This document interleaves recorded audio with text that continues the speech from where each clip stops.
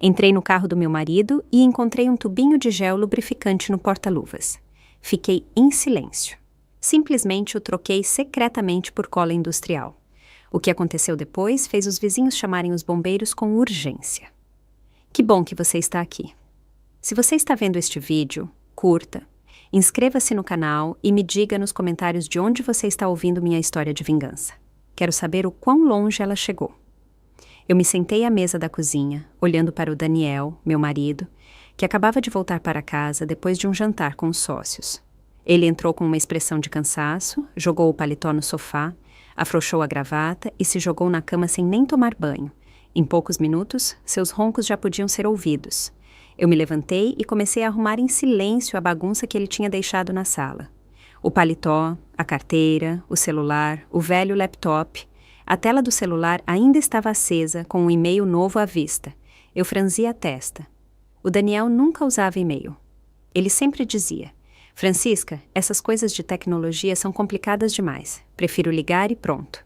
E agora um e-mail estranho. Estava ali, bem visível. Por curiosidade, eu o abri. A mensagem era curta. Apenas algumas palavras. Você foi incrível hoje, papai. Acompanhada de um coração vermelho. Eu congelei, como se alguém tivesse me dado um tapa. Papai! Quem o chamava de assim? E com um tom tão íntimo. Eu rolei a tela para baixo, procurando por mais pistas. Mas não havia nada. Apenas um endereço de e-mail estranho, cheio de caracteres sem sentido. A inquietação tomou conta do meu corpo, como um vento gelado entrando por uma fresta na porta. Olhei em direção ao quarto e vi o Daniel se virar com um ronco entrecortado. Assustei-me. Coloquei o celular de volta no lugar imediatamente, com o coração batendo forte como o de uma ladra pega em flagrante. Continuei arrumando. Peguei a roupa suja dele para lavar. Ao revirar os bolsos da calça, senti um papel dobrado. Era a conta de um restaurante elegante em Gramado. Eu franzi a testa. Gramado. Ele havia me dito que naquela noite se encontraria com sócios em São Paulo. O recibo mostrava 2 pessoas, uma garrafa de vinho caro, pratos principais de filé e massa. Tentei me lembrar da última vez que o Daniel me levou a um lugar assim, talvez há 10 anos, quando eu abri minha primeira padaria. Com quem ele tinha jantado agora em Gramado? Enquanto mentia que estava em São Paulo? Peguei meu celular e tirei uma foto do recibo e também do e-mail. Eu não queria acreditar, mas intuição de uma mulher, de uma esposa de 40 anos, nunca se engana. Algo estava acontecendo e eu precisava descobrir. Fui até a garagem. O carro velho do Daniel ainda estava quente, com cheiro de gasolina no ar. Abri a porta, acendi uma lanterna e revirei cada canto no banco do motorista. Não havia nada de estranho. Apenas algumas moedas soltas e uma garrafa de água vazia. Mas ao colocar a mão no porta-luvas do passageiro, senti algo de plástico e escorregadio. Eu o tirei e quase tive um ataque cardíaco. Um tubinho de gel lubrificante, já usado, com restos grudados na tampa. Eu fiquei ali, na escuridão da garagem, olhando para ele como se fosse um segredo sujo. Nós não éramos íntimos há muito tempo. O Daniel sempre dizia que estava cansado, que a idade tinha tirado sua vontade. Então, para que era aquele gel? Eu fiquei paralisada, mas com a cabeça fria. Coloquei-o de volta no lugar. Limpei minhas mãos com um guardanapo, como se temesse que ele me deixasse uma marca. Continuei revirando, desta vez com mais cuidado. Embaixo do banco de trás, encontrei alguns guardanapos amassados, impregnados com um perfume doce que não era de homem, nem a minha fragrância suave de rosas. Aquele aroma era estranho, provocador. Tirei fotos de tudo, o gel, os guardanapos, como se pudesse capturar o cheiro na imagem. Fechei o carro, voltei para dentro. Sentei-me à mesa da cozinha. Minhas mãos tremiam ao pegar o celular do Daniel novamente. Naquele momento, eu já estava quase certa de que ele estava me traindo. Revirei as mensagens dele, mas só havia conversas de trabalho, frias e secas. A caixa de entrada estava vazia, exceto por aquele e-mail estranho. Revirei os itens enviados e os rascunhos. Nada. Tudo estava limpo demais. Suspeitamente, como se ele tivesse apagado todos os rastros. Na manhã seguinte, assim que o sol nasceu, e a luz suave se infiltrou pelas cortinas da janela. Eu já estava acordada fazia tempo. Fiquei na cozinha com as mãos ocupadas. Preparei um café da manhã simples. 2 ovos fritos, um pouco de pão na chapa e uma xícara de café preto bem forte do jeito que o Daniel gostava. Eu quase não dormi a noite toda. A imagem do tubinho de gel, a conta do restaurante e aquele e-mail não paravam de rodar na minha cabeça. O Daniel desceu cansado, com o cabelo bagunçado e os olhos ainda sonolentos. Ele se sentou à mesa, pegou a xícara de café, deu um gole e a deixou pela metade. Tenho uma reunião importante hoje, disse com a voz rouca, sem me olhar nos olhos. Com certeza vou chegar tarde. Eu assenti com um sorriso apagado, embora por dentro quisesse perguntar diretamente. Onde é a reunião? Com quem? De novo, em Gramado? Mas me contive e apenas respondi. Tudo bem, se cuida. Ele se levantou, me deu um tapinha leve no ombro, como de costume, e saiu. A porta se fechou, deixando a cozinha em silêncio, e eu, com a suspeita crescendo cada vez mais. Eu arrumei a mesa, lavei os pratos um por um, mas minha cabeça era um caos. Eu não podia continuar sentada, inventando teorias. Precisava da verdade, provas claras. Peguei o telefone e procurei o número da dona Rosana, uma amiga de longa data que me ajudou muito quando eu abri a padaria. Há um tempo, ela havia me falado sobre um bom detetive particular, especialista em investigar infidelidades. Francisca, se precisar, eu te passo o número do Dantas. Ele é muito discreto e confiável, ela me disse naquela época. Eu nunca imaginei que chegaria a ligar para ele, mas agora eu não tinha outra saída. Disquei o número com a voz trêmula. Rosana? Rosana, você pode me ajudar a entrar em contato com o Dantas? Eu preciso dele. Ela ficou em silêncio por alguns segundos antes de responder.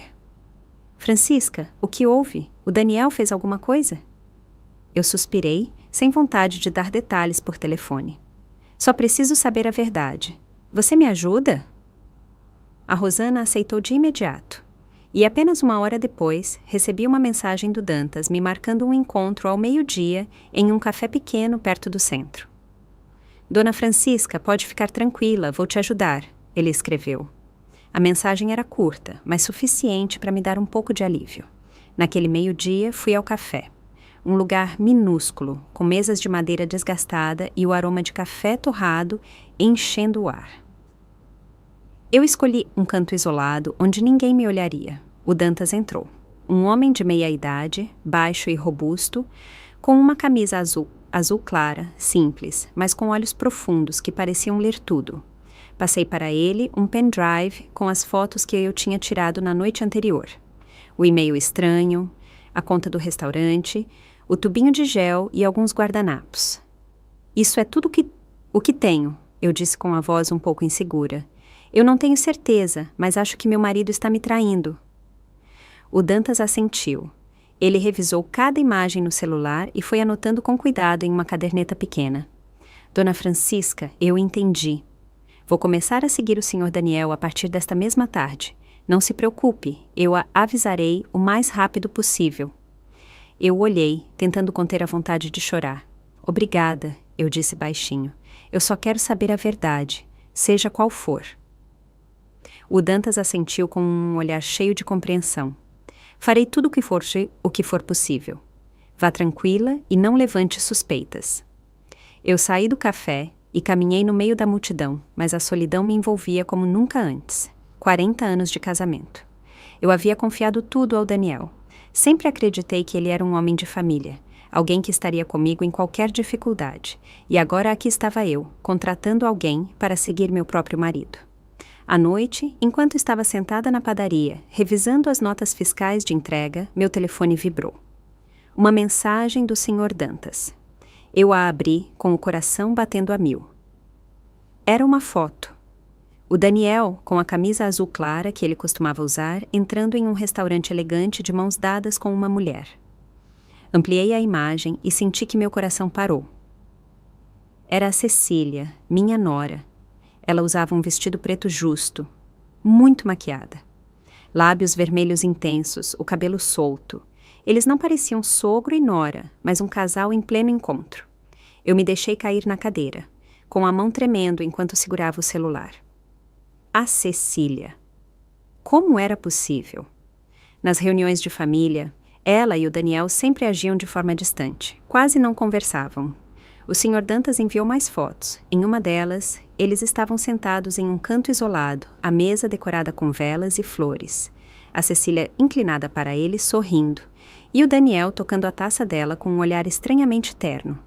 Eu vi a foto e senti como se alguém estivesse apertando meu peito. Em 40 anos, eu nunca o tinha visto me olhar assim, nem mesmo quando éramos jovens, quando eu era aquela garota de Minas Gerais com o cabelo longo e um sorriso radiante. Ele me olhava daquele jeito. Já de madrugada, chegou um vídeo do Sr. Dantas. Coloquei os fones de ouvido, apertei o play com as mãos tão trêmulas que quase deixei o celular cair. No vídeo, a Cecília se inclinava no ouvido do Daniel, sussurrando algo que o fez rir alto. A voz dela soava doce, seus olhos brilhavam sob as luzes do restaurante. Depois, eles se levantaram, saíram, e o Daniel, cavalheiro, abriu a porta do carro para ela como se ela fosse uma dama e ele, seu amante perfeito. Repeti o vídeo várias vezes, e a cada vez era como uma facada a mais no coração. A Cecília, minha nora, a quem eu tratei como uma filha, a quem ensinei a fazer o pudim de leite condensado tradicional da família. E o Daniel, o homem a quem eu entreguei toda a minha vida, com quem construí uma família. O que eles estavam fazendo nas minhas costas? Nas costas do meu filho, o Ricardo? Eu guardei todas as fotos e o vídeo em um pendrive, anotando cada detalhe, data, hora, lugar, até o nome do restaurante. Minhas mãos trabalhavam como em modo automático, mas minha mente era um caos. Eu não queria acreditar. Eu não podia acreditar que o Daniel e a Cecília fossem capazes de algo tão baixo. Mas a evidência estava na minha frente. Eu fiquei na padaria, entre bandejas de pães doces que cheiravam deliciosamente, mas sentia que tudo estava desmoronando. Lembrei dos primeiros dias do negócio, quando o Daniel me ajudava a carregar sacos de farinha, quando ríamos juntos naquela cozinha pequena. Agora, tudo parecia uma lembrança distante. Na manhã seguinte, eu estava na pequena cozinha da padaria, com a lista de pedidos para um grande hotel no centro da cidade. O cheiro de farinha e baunilha, que sempre me trazia paz, parecia vazio naquele dia. Assim que terminei de assinar a nota fiscal de entrega, o celular voltou a vibrar no bolso do meu avental. Eu limpei as mãos e meu coração se encolheu ao ver que era uma mensagem do detetive Dantas. Apenas uma frase curta. Senhora Francisca, estou enviando mais provas. Eu respirei fundo, tentando manter a calma, mas minhas mãos tremiam ao abrir a mensagem. Uma série de fotos apareceu na tela. Na primeira, o Daniel, com a camisa cinza de sempre, saindo de um escritório de advocacia perto da Praça Central. Ao lado dele, a Cecília, com um vestido de escritório bege, o cabelo preso em um rabo de cavalo alto e óculos escuros enormes que cobriam quase todo o rosto. Eles caminhavam juntos, bem perto. Não como sogro e nora, mas como um casal. Na foto seguinte, eles já estavam em frente a um hotel de 4 estrelas, com portas de vidro brilhantes e uma placa dourada. Eu ampliei a imagem, procurando desesperadamente por algum sinal para negar o que eu estava vendo, mas não havia nada. Eles pareciam naturais demais, confortáveis demais, estando juntos. Em seguida, apareceu um vídeo curto do Sr. Dantas. Eu dei play, e meu coração batia tão forte que parecia que ia explodir. A filmagem era de longe, mas clara o suficiente para ver o Daniel e a Cecília na sacada do 3º andar do hotel. Ele tinha o braço ao redor da cintura dela, e ela encostava a cabeça no ombro dele, com o cabelo longo se movendo suavemente com o vento. E de repente, como uma facada, eu vi como eles se davam um beijo rápido, sem disfarçar, sem se esconder. Foi um beijo breve, mas foi suficiente para queimar a última faísca de esperança que eu tinha. Eu assisti ao vídeo novamente, quadro por quadro, cada imagem se cravando mais fundo em mim. A cortina do quarto se abriu um pouco e a Cecília apareceu correndo para abraçar o Daniel, com o rosto iluminado de felicidade, como se fosse uma garota apaixonada. Eu me joguei na cadeira, agarrando a borda da mesa para não desmoronar. O Sr. Dantas escreveu: além disso, eles alugaram o quarto desde a tarde. Parece que vão passar a noite. Continuarei monitorando. Eu li a mensagem várias vezes, com a garganta apertada, como se estivesse sendo estrangulada. Apenas algumas horas antes, o Daniel havia me enviado uma mensagem. Francisca, não volto hoje. Preciso me encontrar com um potencial sócio estrangeiro. Durma cedo. O tom era doce, atencioso, como ele sempre falava comigo há anos, mas agora eu sabia que era apenas uma mentira bem elaborada. Potencial sócio estrangeiro? Ele não estava aqui, em um hotel de 4 estrelas, com a nossa própria nora. Eu abri o disco rígido portátil e guardei com cuidado cada foto, cada vídeo. Toda vez que eu apertava o botão de salvar, eu revisava a imagem, como se quisesse ter certeza de que não estava sonhando. No vídeo, o olhar do Daniel para Ana Cecília era terno. A maneira como ele acariciava o cabelo dela me lembrou dos tempos, há mais de 30 anos, quando ele fazia isso comigo. Nós éramos jovens, e eu acreditava que nosso amor seria eterno. Agora, vendo aquilo, eu só via falsidade e traição descarada. Lembrei das reuniões de família, todos sentados ao redor da mesa. A Cecília sempre se sentava longe do Daniel. Às vezes, ela até o olhava com nojo. Quando ele fazia alguma piada, o Ricardo brincava, dizendo: "Mãe, acho que a Cecília não suporta o pai. Ela sempre o evita como se ele tivesse peste." Eu também acreditei. Eu pensava que eles não se davam bem, que ela só estava tentando se encaixar na família. Mas agora eu entendia que tudo tinha sido uma farsa. Eles atuaram muito bem na minha frente, na frente do Ricardo, na frente de todo o bairro. Eu me senti uma boba, uma esposa cega, enganada por 2 traidores. Bem na frente dos meus olhos, na rua. As pessoas seguiam suas vidas sem saber o que estava acontecendo naquela sacada de hotel. Mas o Sr. Dantas havia capturado o momento perfeito, como um caçador silencioso. Eu respondi: "Obrigada. Por favor, continue monitorando. Eu preciso saber de tudo." Ele respondeu brevemente: "Farei isso. Mantenha-se a calma." Naquela noite, eu voltei para casa, o que costumava ser o meu lar com o Daniel. Abri a gaveta do quarto e peguei um envelope grosso. Eu imprimi todas as provas. Fotos do Daniel e da Cecília saindo do escritório do advogado. Fotos deles entrando no hotel. Fotos deles na sacada e cada quadro do vídeo. Eu as organizei com cuidado, fechei o envelope e o escondi no fundo da gaveta, debaixo das fotos antigas da família. Olhei para a foto onde nós 4 estávamos. Eu, o Daniel, o Ricardo e a Cecília, em uma festa de aniversário do Ricardo de alguns anos atrás. A Cecília sorria, abraçando o Ricardo, enquanto o Daniel estava ao meu lado, com o braço sobre meu ombro, orgulhoso. Agora, ao olhá-la, eu só queria rasgá-la em pedaços. Ao amanhecer do dia seguinte, quando a luz ainda não tinha aparecido, eu ouvi a porta da frente se abrir devagar. O Daniel entrou cambaleando, com cheiro de álcool. "O sócio é muito difícil, Francisca." Ele reclamou com a voz rouca e os olhos vermelhos, como se tivesse passado a noite inteira acordado. "Tive que beber muito. Estou morto de cansaço." Eu estava na cozinha, com um copo de água na mão, observando a encenação dele, enquanto sentia como se estivesse esfregando sal na ferida. Eu respondi com calma, como sempre: "Descanse, amanhã você tem que trabalhar." Ele assentiu, me deu um tapinha no ombro, como se nada estivesse acontecendo, e se arrastou para o quarto. Minutos depois, ele já estava roncando, tranquilo, como se nunca tivesse me traído, como se nunca tivesse entrado em um hotel com a nossa própria nora. Quando tive certeza de que o Daniel estava dormindo, meu celular vibrou. Era uma ligação do detetive Dantas. A voz dele era baixa, quase sussurrando, como se temesse que alguém o ouvisse. "Dona Francisca, eu gravei a conversa deles no estacionamento do hotel. Usei um equipamento especial. Eles não perceberam. Eu vou te enviar agora mesmo." Meu coração batia forte, mas eu apenas respondi: "Obrigada, Dantas. Me envie a gravação." Minutos depois, um arquivo de áudio apareceu nas minhas mensagens. Coloquei os fones de ouvido, sentei-me à mesa e dei play. A voz da Cecília foi a primeira, fria e ambiciosa. "Papai, agiliza a questão desse contrato falso. Eu quero ter toda essa rede de lojas logo. Quero tirar essa velha da sua casa." Eu senti um soco no peito, apertei o celular com força. Então, a voz do Daniel, grave e confiante: "Esses papéis, a Francisca não sabe de nada. Deixe nas minhas mãos. Ela confia muito em mim. Senti como se estivessem enfiando uma faca no meu coração. Eles não estavam apenas me traindo. Eles também planejavam me roubar tudo o que eu construí.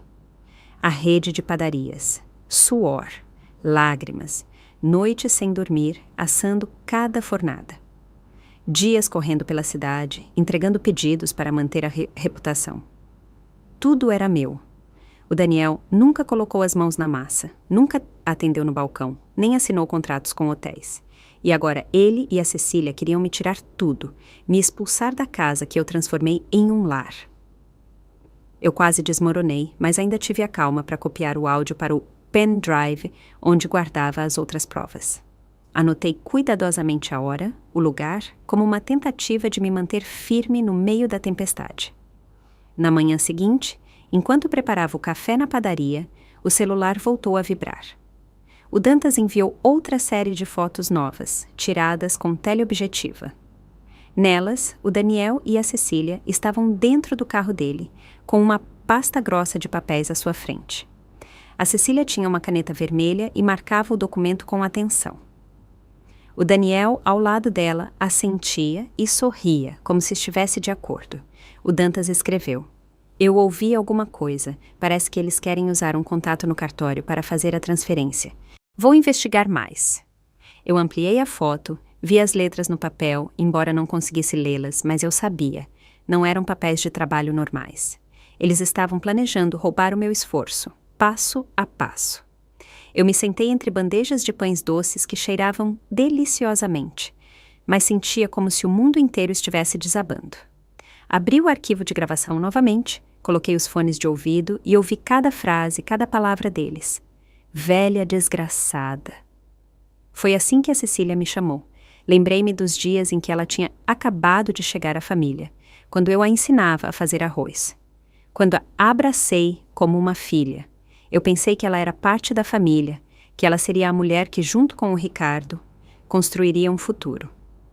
E o Daniel, o homem que eu amei desde que era uma garota em Minas Gerais, o que me jurou ficar comigo até o fim, eles haviam me transformado em uma piada, em uma boba que ainda acreditava no amor e na família. Uma cliente de longa data entrou. A dona Clara, que sempre comprava pães para os netos. Francisca, sua padaria está sempre lotada ultimamente. Sua rede de lojas está se expandindo. Eu me sinto muito orgulhosa de você. Ela disse, rindo com a voz calorosa. Eu forcei um sorriso e respondi. Obrigada. Faço o que posso. Mas por dentro, eu estava em uma confusão. Eu me perguntava se ela soubesse a verdade, o que ela pensaria, que eu era uma mulher forte ou apenas uma boba traída por seu marido e sua nora? Embrulhei os pães para a dona Clara. Eu a despedi na porta e me joguei na cadeira com as mãos na cabeça. Eu queria chorar, mas não saíam lágrimas. Em vez disso, uma raiva silenciosa ardia como o fogo de um forno, pronta para se acender a qualquer momento. Naquela noite, no jantar, eu me sentei em frente ao Daniel na cozinha pequena, sob a luz amarela que dava um tom estranho ao seu rosto. Ele comia e falava com uma voz monótona, como se nada estivesse acontecendo. Francisca, esta semana eu tenho que assinar alguns papéis importantes da empresa. Talvez eu precise que você os revise. São complicados. Eu peguei um pedaço de pão, fingi dar uma mordida, mas na minha cabeça só ecoava a voz da Cecília na gravação. Papai, agiliza a assinatura dos contratos falsos. Eu sabia que ele estava me testando. Ele queria me arrastar para o seu plano sujo. Eu dei a ele um sorriso seco e respondi. Sim, depois eu vejo. Agora estou cansada. Ele assentiu, bebeu um gole de vinho, me olhando como se nada. Mas eu sabia que por trás daquele sorriso havia um homem disposto a me tirar tudo o que eu havia construído. O Daniel bebeu mais copos de vinho. Seu rosto ficou vermelho e ele começou a falar, arrastando a voz, sobre um cliente chato que ele tinha visto naquele dia. Eu a sentia como se estivesse ouvindo, mas por dentro eu queria gritar. Você acha que eu sou tão estúpida? Quando ele se levantou cambaleando e foi para o quarto, eu arrumei a mesa, cada movimento lento, contendo a coragem que fervia dentro de mim. Ele se jogou na cama, roncando alto, e deixou o chaveiro do carro na mesinha de cabeceira, brilhando sob a luz fraca. Eu olhei para ele, sentindo meu coração bater no peito. Era a minha chance. Entrei devagar no quarto, cuidando para não fazer barulho. Cada passo era como caminhar entre a dor e a decisão. Eu peguei as chaves, as apertei com força e fui direto para a garagem. A noite estava tranquila. Apenas se ouvia o som dos grilos lá fora. Eu acendi a lanterna do meu celular. A luz fraca iluminou o carro velho do Daniel. Abri a porta. Ainda havia o cheiro de gasolina misturado com um perfume estranho. Abri o porta-luvas entre os bancos e lá estava o tubinho de gel, com a tampa frouxa e restos secos na borda. Eu o peguei na mão, sentindo que estava segurando um segredo sujo. Era claro que eles tinham usado de novo, como se fosse a confirmação de que o Daniel e a Cecília continuavam com o joguinho às escondidas. Levei o tubinho de gel para a cozinha, o coloquei sobre a mesa e lavei minhas mãos com sabão de limão. Eu as esfreguei a fundo, como se quisesse apagar todo o rastro da traição que eu acabara de tocar. O aroma fresco não acalmou minha raiva, mas me ajudou a me manter serena. Abri a gaveta de ferramentas e peguei um tubo de cola industrial transparente, a mesma que usei uma vez para consertar uma cadeira na padaria. Abri o gel com cuidado, o preenchi com a cola, gota a gota, até enchê-lo por completo. Limpei o bico, agitei suavemente para que se misturasse e testei um pouco. Saiu uniformemente, igual ao gel original. A olho nu, ninguém notaria a diferença. Eu sorri levemente, embora por dentro sentisse um furacão. Não era um jogo, era o primeiro passo para ter justiça de volta. Deixei o tubinho de volta no porta-luvas, arrumei o tapete e o assento como estavam, como se ninguém tivesse tocado em nada antes de fechar o carro. Abri o porta-malas para conferir. Só havia sacolas amassadas, uma garrafa de água vazia e uma camisinha não usada jogada em um canto. Meu coração pulou, mas eu já não me surpreendi. Tirei fotos com o celular, adicionando-as à coleção de provas que crescia a cada dia. Cada imagem era mais uma peça, um lembrete de que eu não podia permitir que o Daniel e a Cecília continuassem mentindo. De volta em casa, deixei as chaves no lugar, ao lado do despertador do Daniel. Peguei um livro velho e me sentei no sofá da sala, fingindo ler. A luz fraca caía sobre as páginas, mas eu não li nada. Minha cabeça estava girando. Eu pensei no Ricardo, meu filho, que acreditava viver feliz com a Cecília, sem saber a verdade. Como dizer a ele que sua esposa e seu próprio pai estavam nos traindo? Pensei na rede de padarias, nos 40 anos de trabalho e noites sem dormir. Em todas as brigas com o Daniel para defender meu sonho. Ele nunca entendeu completamente, mas eu confiei que ele me apoiava. Agora eu sabia que ele só estava esperando o momento de me roubar tudo. Uma hora depois, o Daniel acordou e foi cambaleando para a cozinha pegar água. Ele viu as chaves sobre a mesa e nem suspeitou. "Você ainda não dormiu, Francisca?" Ele me perguntou sonolento. Eu sorri e respondi: "Não, estou lendo um pouco. Termine sua água e volte a dormir." Ele assentiu, bebeu e voltou para o quarto, roncando em seguida. Eu o olhei como se fosse um estranho. Este homem, que um dia prometeu ficar comigo até o fim, agora planejava destruir o que eu mais amava, mas ele não sabia que eu já havia começado meu contra-ataque. Ao amanhecer, eu me levantei. A luz do sol entrava timidamente pela janela da padaria. Eu estava na cozinha de sempre, amassando, preparando pudins e pães doces para um grande pedido de hotel. Eu apertei a massa com força, descarregando minha raiva em cada movimento. Quando voltei para tomar café da manhã, eu me esforcei para manter o rosto tranquilo. O Daniel já estava levantado, com uma xícara de café preto na mão. Eu servi ovos e pão e disse com calma: "Daniel, amanhã eu tenho que viajar para Porto Alegre para assinar um contrato com um novo sócio. Com certeza vou chegar tarde. Você se vira com a comida?" Eu o observei de canto de olho. Ele levantou o olhar, surpreso.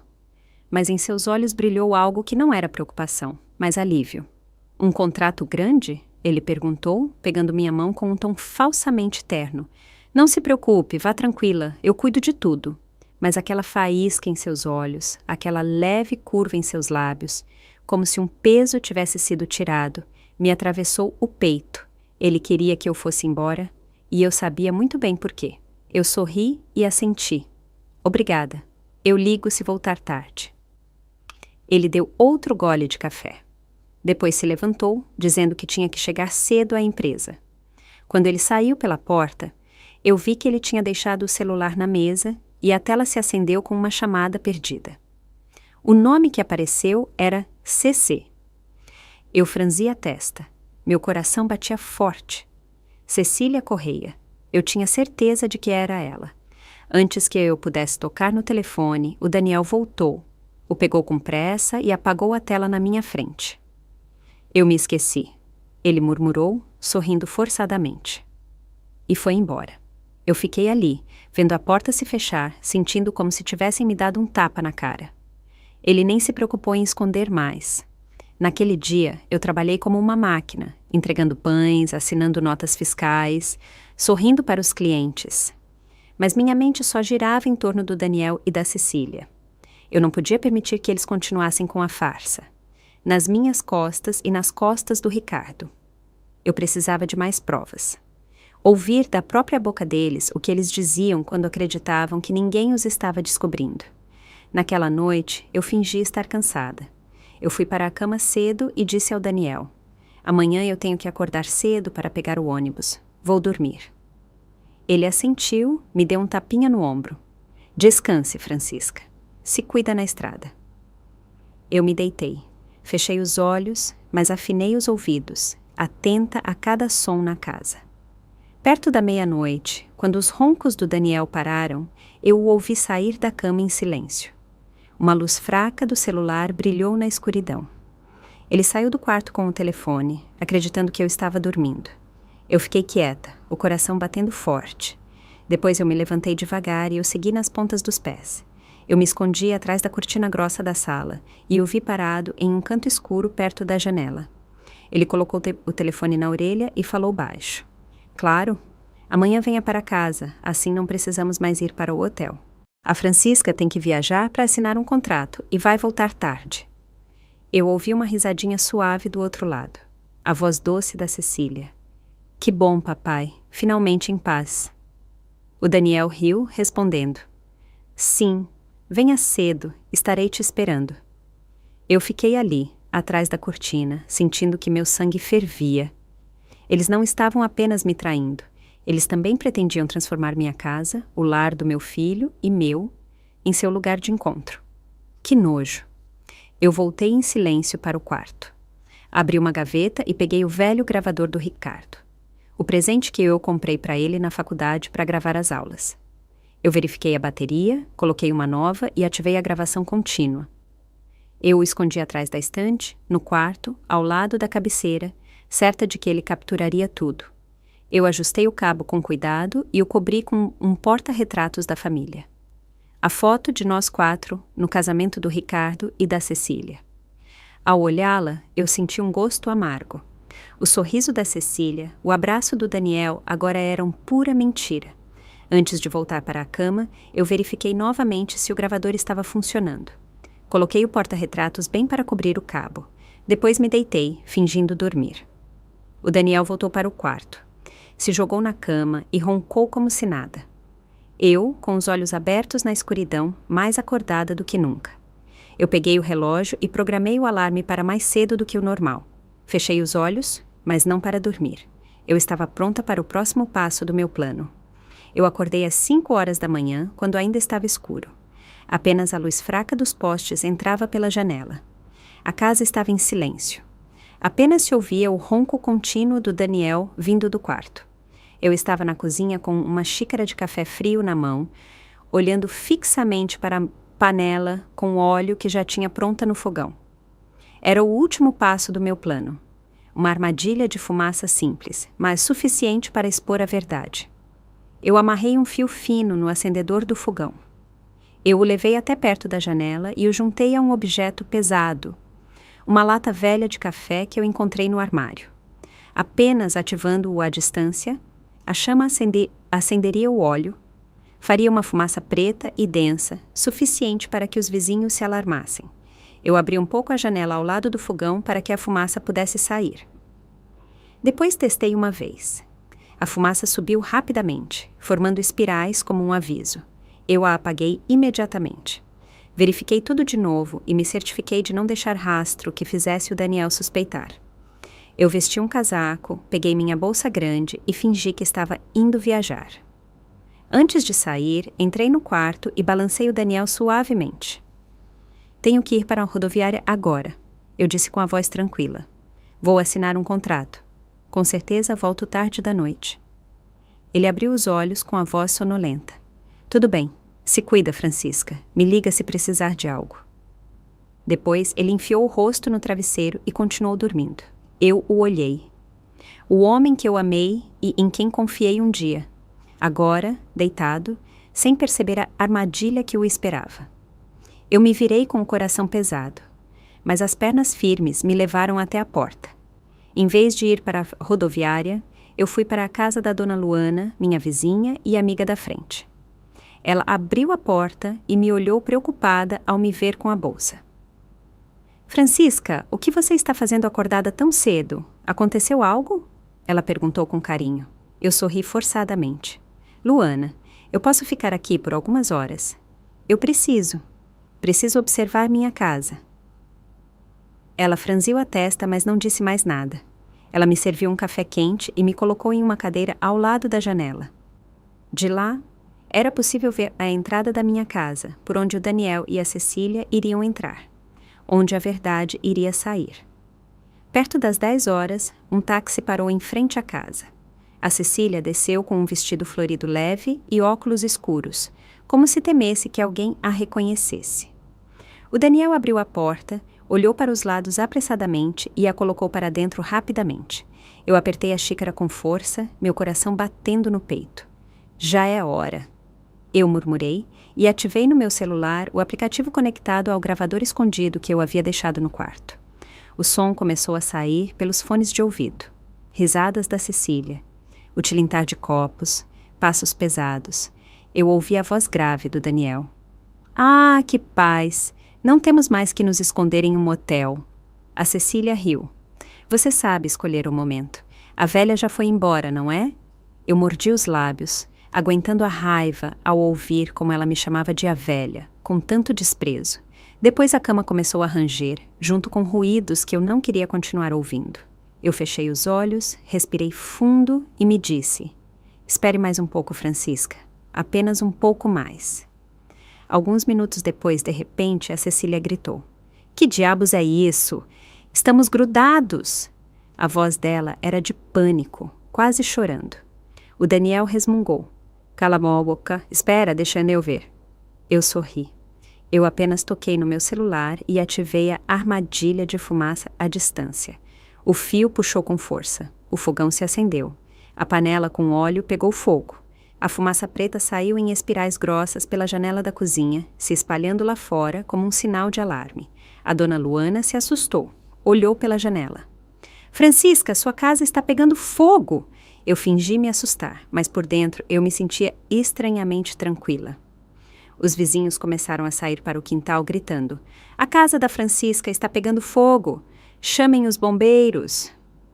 Um homem ali perto, o senhor Maurício, rapidamente pegou seu telefone e ligou para os bombeiros da cidade.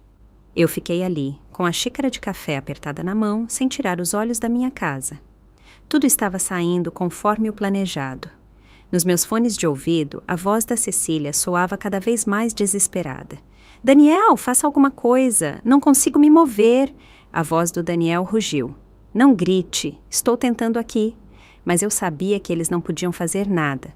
O tubo de cola industrial que eu troquei já estava funcionando, deixando-os presos no momento mais humilhante.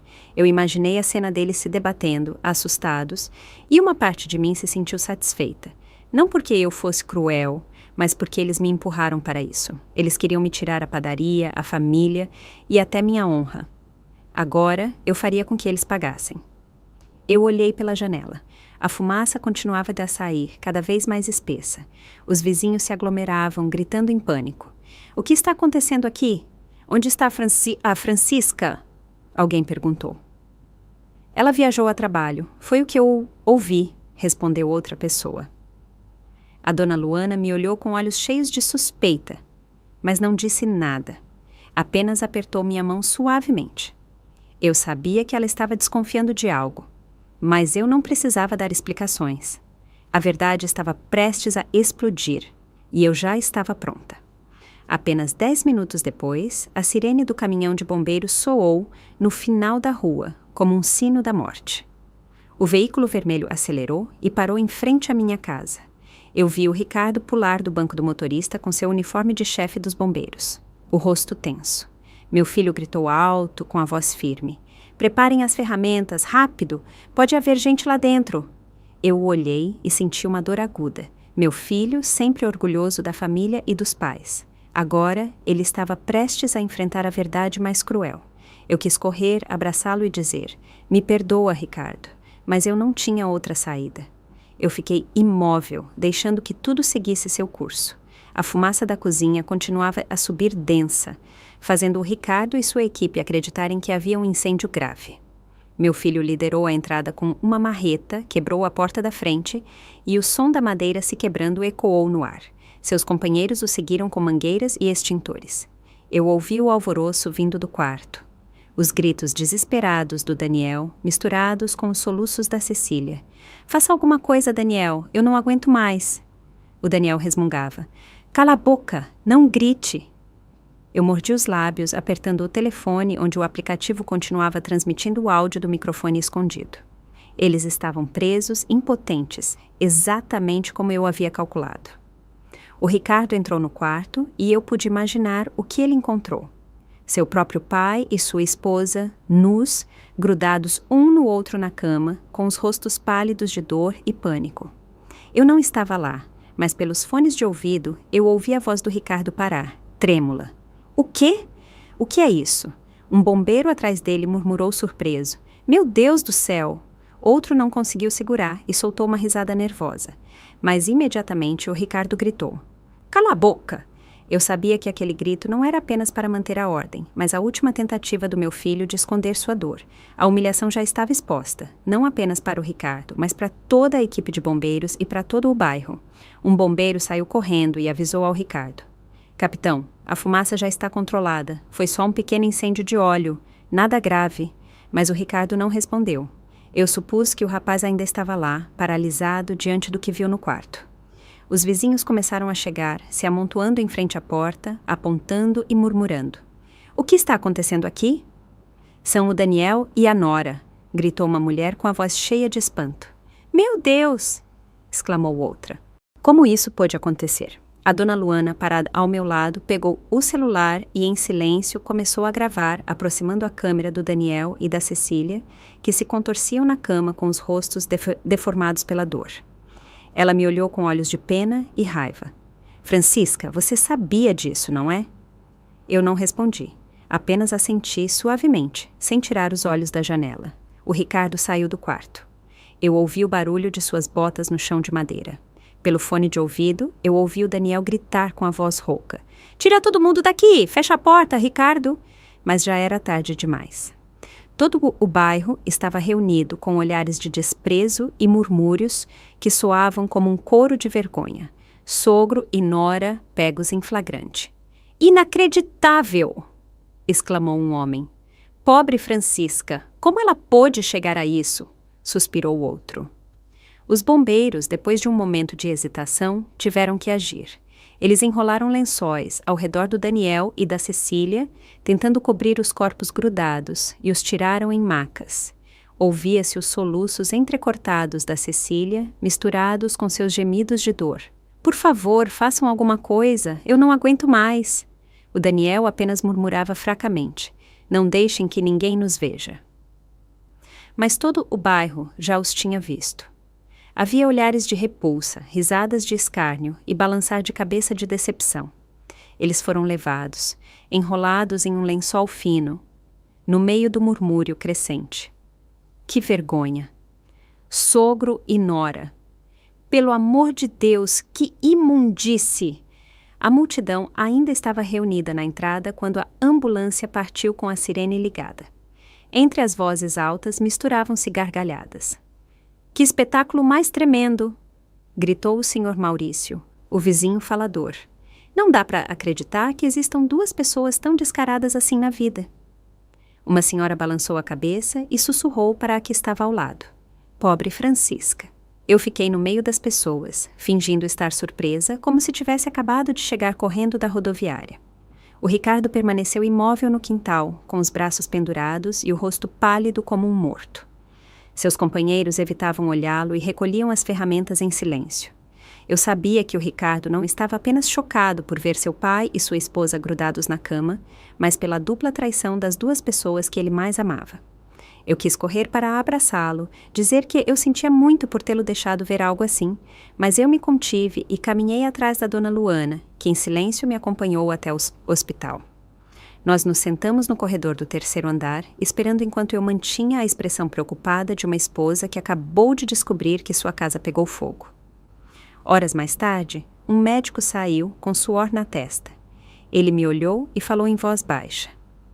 Dona Francisca, nós conseguimos separá-los. Por sorte, não houve danos graves. Eles só precisam de pomadas para a pele. Eu assenti, fingindo alívio, enquanto meus dedos disfarçadamente tocavam a bolsa, onde eu levava escondidos 2 tubos de mostarda espessa que eu já tinha preparado. Obrigada, doutor. Eu disse com a voz trêmula, para esconder meus planos. Eu posso vê-los? Ele assentiu e me conduziu até o balcão da enfermaria, onde me entregaram 2 tubos de pomada. A enfermeira, uma garota jovem, me olhou com compaixão. Senhora, essa situação é muito difícil. Eu sinto muito. Eu assenti com um sorriso fraco e no momento em que ela se virou, troquei os tubos pelos de mostarda que eu tinha na minha bolsa. Minhas mãos se moveram rápidas e seguras, como se eu tivesse ensaiado aquilo centenas de vezes na minha cabeça. Eu entrei no quarto do hospital com um tubo de mostarda na mão, fingindo preocupação. Daniel, Cecília, vocês estão bem? A Cecília estava na cama com o cabelo bagunçado, os olhos vermelhos, incapaz de me olhar. O Daniel, ainda pálido, murmurou. Francisca, eu vou te explicar. Mas eu não o deixei continuar. Coloquei o tubo de mostarda sobre a mesa, ao lado da cama, e saí. Minutos depois, um grito dilacerante saiu do quarto. A Cecília cobriu o rosto, chorando. Queima! Minha pele está queimando! O Daniel se contorcia na cama, praguejando. Que diabos é isso? Quem fez isso? O corredor inteiro ficou em alvoroço. Pacientes e familiares saíram para olhar. Uma senhora murmurou para o filho. São eles, o casal do vídeo de hoje de manhã na internet, o sogro com a nora. Que vergonha. Outro acrescentou. Bem feito para eles. O médico correu para o quarto. Pediu que as enfermeiras limpassem a pele e aplicassem um neutralizante. Mas a humilhação do Daniel e da Cecília já era pública, impossível de ser contida. O vídeo da dona Luana, gravando como eles eram levados na maca, se espalhou por todo o bairro e até nas redes sociais. Eu estava no corredor, ouvindo os murmúrios, sentindo como se o mundo inteiro estivesse testemunhando a queda daqueles 2 traidores. Quando a multidão se dispersou, o Ricardo entrou no quarto com uma pasta grossa na mão. Eu o tinha ligado assim que a ambulância partiu, pedindo que ele pegasse o envelope com as provas que eu guardava na gaveta e os 2 papéis de divórcio que eu tinha prontos. Ele me entregou a pasta com o olhar vazio, sem dizer nada. Eu a abri, peguei os documentos e os coloquei na mesa, em frente ao Daniel e à Cecília. Eu os olhei diretamente nos olhos, com a voz fria, mas firme. 40 anos de casamento terminam aqui. Assinem e depois façam o que quiserem, contanto que sumam da vida do meu filho e da minha. A Cecília desabou, chorando, olhando para o Ricardo. Amor, me perdoa. Eu errei. Eu te imploro, me perdoa. Mas o Ricardo apenas a observou com o olhar duro como uma pedra e saiu sem dizer uma palavra. O Daniel tentou agarrar minha mão, a voz trêmula. Francisca, me ouve? Eu não queria isso. Eu me soltei bruscamente, o interrompendo. Não diga mais nada, Daniel. Este caminho você escolheu. Ele gritou desesperado. Francisca, por favor! Mas a enfermeira entrou e avisou. Façam silêncio, isso é um hospital. Eu me virei sem olhar para trás. No corredor, eu vi o Ricardo encostado na parede, com a cabeça entre as mãos. Eu me aproximei, coloquei minha mão sobre o ombro dele, mas ele não levantou o rosto. Mãe! Ele sussurrou com a voz quebrada. Por que tinha que ser o pai? Por que ela?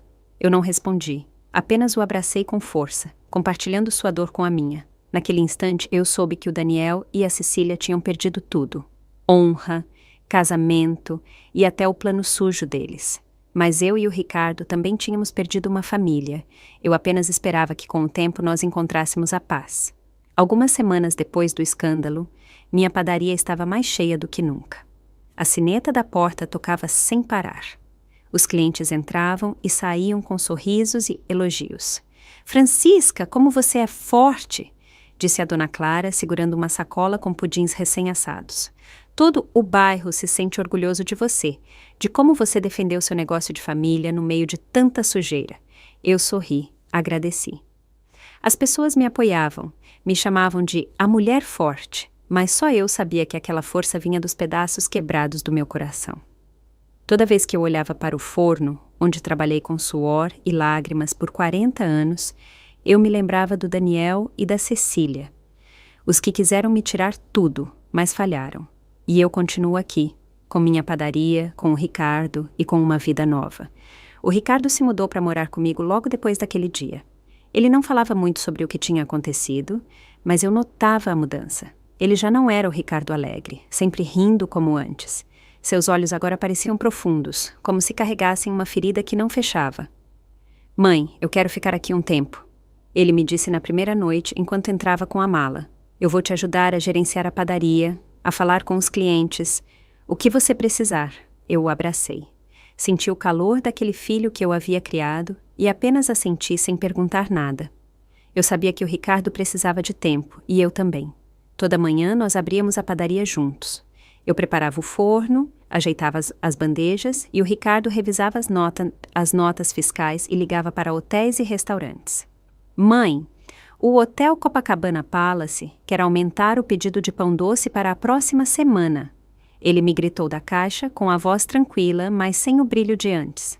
Eu respondi: "Tudo bem, confirma o pedido. Eu preparo mais massa." Aqueles momentos simples me davam uma paz que eu não sentia há anos. Não havia mais os olhares falsos do Daniel, nem a voz melosa e calculista da Cecília. Só restávamos o Ricardo e eu, cuidando do que ainda tínhamos. Os jantares agora eram apenas de nós dois. Nós nos sentávamos em frente um ao outro, na cozinha pequena, comendo pratos simples. Às vezes, arroz com feijão e frango. Às vezes, apenas pão com café. "Mãe, faz pudim para o fim de semana?" Ele me disse uma noite com um leve sorriso. O primeiro que eu via desde o escândalo. "Está bem", eu respondi, aliviada. "Mas você me ajuda a mexer o caramelo." Ele assentiu. E naquele momento eu senti que pouco a pouco nós estávamos nos recuperando.